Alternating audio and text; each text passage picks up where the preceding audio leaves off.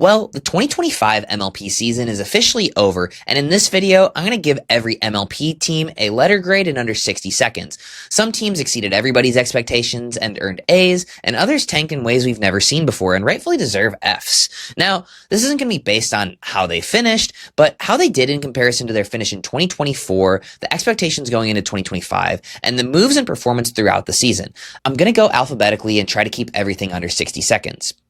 Grading the Atlanta Bouncers MLP season in 60 seconds or less. The Atlanta Bouncers didn't have high expectations heading into the 2024 season. They finished 4th in Challenger level in 2024, doing just enough to get promoted to Premier in 2025. In the offseason, they kept Todd Fote and Jaume Martinez-Vich, traded for Viv Glozman, and drafted the up-and-coming player Victoria DiMuzio. Chemistry issues during the year led to trading Viv Glozman for Viv David, but this didn't improve things, and they ended with just a 7-24 record, finishing 13th ahead of just Carolina, SoCal, and New York.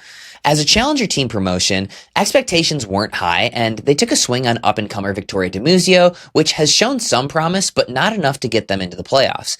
If they can keep Jaume and add another solid player in the offseason, they're probably a playoff team next year, but for 2025, they earn a C- grade. Brooklyn Pickleball Team. 2025 was a what could have been season for the Brooklyn Pickleball Team. In 2024, the DC Pickleball Team finished the regular season 4th behind a clear top 3 of Jersey, St. Louis, and Dallas, and they lost in the first round of the playoffs to the Ranchers. They were busy in the offseason, trading Viv Glozman for Jackie Kawamoto and trading their name with the Brooklyn Pickleball Team. They then picked up Riley Newman, so they were clearly looking to win a championship, but they were riddled with injuries throughout the year. Riley Newman would hurt his hip in Arizona, then Deckel Barr was out due to COVID. It looked like he was about to come back, but then he fractured a rib from coughing. AJ Kohler stepped in and miraculously helped them secure the number 4 spot in the seedings above powerhouses like Columbus and LA. Deckel Barr returned just in time for the playoffs, but he clearly wasn't himself, and Brooklyn won just 1 out of 7 games against LA. In the MLP Cup, Brooklyn showed that they can beat anybody when healthy by beating the defending champion Sliders, but they fell to the St. Louis Shock. Given that they still managed quite a respectable season despite all of the injuries, I give Brooklyn a B+. Carolina Hogs. Oh boy, where do we begin with the Carolina catastrophes? You couldn't possibly make up a worse season than what Carolina gave us. The Carolina Pickleball Team was bad in 2024, finishing 10th out of 12 teams with the best player in the world, Ben Johns. In the offseason, they rebranded the Carolina Hogs. In the draft, they could have built a competitive roster around Ben Johns for less than $25,000, but instead they kept Colin Johns and added Tammy Emmerich and Liz Trueluck for the league minimum spend of $1,000 per player. With no supporting cast, Ben Johns was clearly disengaged, which brought us the entire tanking fiasco of MLP Columbus. By the middle of the season, ownership had had enough and decided to sell everything they possibly could, leading to trading away Caitlin Christian, then Ben Johns and Etta Tuianotoa in the infamous LA Mad Drops trade. For good measure, they traded Martin and Tammy Emmerich as well and ended the season with a starting lineup of Donna Finaro, Liz Trueluck, Brandon French, and Ivan Jakovlevich. Despite having been for the majority of the year, they finished 14th of 16 and had, without a doubt, the worst MLP season imaginable. If there was anything lower than an F, I would give it to them without hesitation, F-. Today's video is sponsored by Slam It Hydration. There's no shortcuts to getting better at pickleball, and there's no shortcuts to making incredible pickleball electrolyte and energy drinks. Slam It has been in development for over a year, and every single ingredient has been scrutinized to the max, just like I'm about to scrutinize these MLP teams. Slam It is made by pickleball players for pickleball players, which is why I've personally invested money into Slam It. Slam It is launching this week, and I know you're going to love their Hydrate and Focus products. In fact, I used a bunch of Slam It Focus to help me lock in and script this video. Buying from a new brand can feel like you're taking a risk, but this is way less risky than even just letting your partner hit the 3rd shot. I would never do that. But if you don't absolutely love it, we're going to give you your money back. Follow the link in my bio and get your Slam It today. Chicago Slice. Chicago's got to be one of the toughest teams to grade in this video. They won the Challenger level regular season in 2024, and they finished runner-up in the playoffs, but that team consisted of Jack Monroe, Megan Fudge, Brendan Long, and Allison Harris. What did those 4 players have in common? That's right. None of them signed a UPA deal, so none of them could play MLP this year, and the Slice entered Premier level with 0 players on their roster. Their draft was pretty impressive, acquiring James Ignatowicz, Max Freeman, Callie Smith, and Viv David, and this looked like a team that would hover around playoff contention. But Hovering is all they would do, finishing 11th of 16 and missing the playoffs by just one spot behind Miami. Chicago is tough to grade because when they lost all 4 of their players due to contract issues, they were destined for a complete failure like the Carolina Hogs or New York Hustlers. But then they shocked everybody by drafting 4 talented players, only for those 4 players to totally underperform the expectations. C. Columbus Sliders. The 2024 Sliders were bad. The team of Riley Newman, Paris Todd, Jay DeVilliers, and Callie Smith finished 11th out of 12th, but over the offseason they made enormous moves trading Riley for the hometown boy CJ Klinger. Then they scored big on the Phoenix Flames fire sale by trading Jay for Andre, and they rounded out the lineup by picking up Leah Jansen in free agency. This team immediately looked like a contender, but they underperformed their potential during the regular season, and they weren't able to surpass Brooklyn in the standings despite all of Brooklyn's injuries issues. They finished 5th in the regular season, which was still a huge improvement from the previous year, and as we all know, they pulled off an incredible Cinderella run in the playoffs, defeating the number 2 seeded defending champs Dallas Flash, the number 1 seeded St. Louis Shock, and then the number 3 seeded New Jersey Fives in the finals. Even though they had some struggles throughout the year and didn't make it out of pool play at the MLP Cup, going from 11th to 1st and making the Cinderella run that they did earns them an easy A+. Dallas Flash. Dallas won the championship in 2024, and when they were able to re-sign Augie Guh and reunite their championship roster, expectations were understandably high. Early on, they delivered on these expectations, starting the regular season 19-0 and taking the mid-season championship without even going to a Dream Breaker. During this stretch, they dropped just 15 games through 19 matches, but all it took was a Dream Breaker loss to the Sliders, a regulation loss to the Shock, and a Dream Breaker loss to the Mad Drops for the St. Louis Shock to swoop in and take the regular season championships. In the playoffs, they made the mind-blowing decision to pick the dangerous Columbus Sliders instead of the mediocre Texas Ranchers, and we all know how that turned out for them.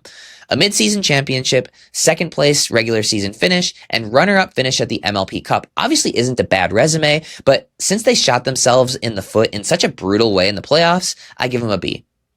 LA Mad Drops. In 2024, LA finished 7th out of 12 and missed the playoffs with the roster of Hunter Johnson, Thomas Wilson, Jade Kawamoto, and Catherine Parento, but unfortunately they lost Thomas due to his ongoing health concerns. This year, they were able to replace him with Wang Yun, which looked great until he got suspended for 4 matches for allegedly making unapproved appearances in Asia. QD was dancing at around a 9 on the F around and find out matrix, and as we know, the more you around, the more you're going to find out, which led to his contract being completely terminated by the UPA. LA looked down and out, but they pulled off the most miraculous MLP trade of all time and scored Ben Johns in the Carolina clearance sale, immediately propelling them to a championship contender, if not a favorite. But they never really got any momentum going, and Ben struggled to find chemistry with both Catherine and Hunter, leading to 2 sweeps at the hands of the New Jersey Fives in the playoffs. The icing on the cake was losing again to the Fives at the MLP Cup, with both Anna Leigh Waters and Megan Dazan sitting out. They managed to build probably the best MLP team of all time on paper, but they have no notable results to show for it, so I'm giving the LA Mad Flops a C. Miami Pickleball Club. Miami won the 2024 Challenger season with the roster of Noe Cleef, Eric Onsines, Millie Rain, and Bobby Oshiro, so they were promoted to premier level for 2025. They drafted Jay DeVilliers and Maya Bowie and then traded Eric Onsines to get Noe Cleef back. They had a pretty solid start to the regular season and they were a playoff contender, but by the trade deadline, they had moved Noe Cleef to the Fives and Millie Rain to the Squeeze. They were able to limp into the playoffs where they fell to the Texas Ranchers. This finish would have been a somewhat promising result for a team that was promoted from Challenger, but when they traded away their future for cash and ended the year with a starting lineup of Jay DeVilliers, Juan Benitez, Maya Bowie, and Tammy Emmerich, they set themselves up for a very, very rough 2026 season. C-. New Jersey Fives. In 2024, we won the midseason title, won the regular season, and were 1 match away from the title, but we fell to the Dallas Flash.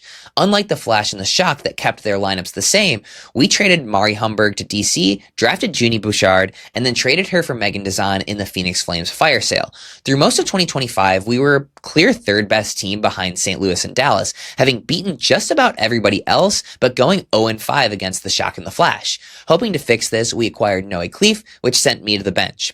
We took third in the regular season and benefited tremendously from Dallas's decision to pick Columbus in the playoffs. This allowed us to face the LA Mad Drops instead of the Flash or the Shock, and we put up a very impressive performance against the Drops with back-to-back 3-0 sweeps. In a repeat of the 2024 season, we found ourselves up a match in the finals before losing back-to-back matches en route to a runner-up finish. If you're not first, you're last. Everybody on our team expected to win and wanted to win. Still a good season, but it's a B+. New York Hustlers. The 2024 Hustlers team of Leah Jansen, Jackie Kawamoto, CJ Klinger, and Jack Sock were a pretty solid team. If they wanted to win, their offseason strategy was clear. Replace Jack Sock and you're a championship contender. But needless to say, they didn't want to win, and their 2025 season ended before it started when they traded CJ Klinger for Riley Newman, Jackie Kawamoto for Viv Glosman, and Viv Glosman for Susanna Barr.